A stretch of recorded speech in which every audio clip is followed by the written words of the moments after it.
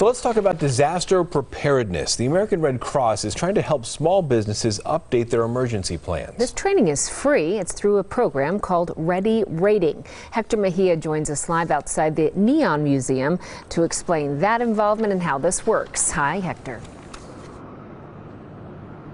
Hey there, good morning. Here's one example. The Neon Museum tells us they already had an existing emergency response plan, but as they grow, they needed to modernize it. They're part of schools, nonprofits, churches, and small businesses training through the Ready Rating online program.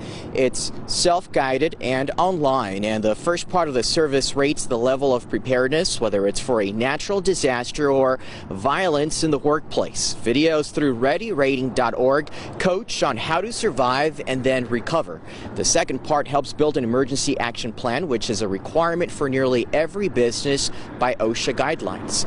And for the Neon Museum, more exhibits means more employees and, of course, more guests.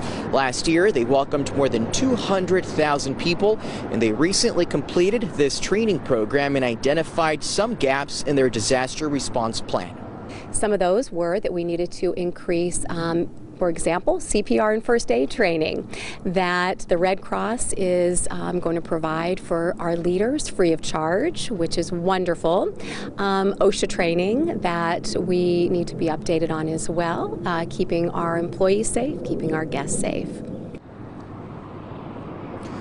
According to the American Red Cross of Southern Nevada, as many as 60% of Americans have not prepared for a crisis or a disaster. If one does occur, up to 40% of businesses typically fail to reopen. And the local chapter also tells us an hour's worth of training could really mean months worth of recovery. We've learned there are reports of a similar program like this one is being tested in Canada. Reporting live near downtown, Hector Mejia, 8 News Now.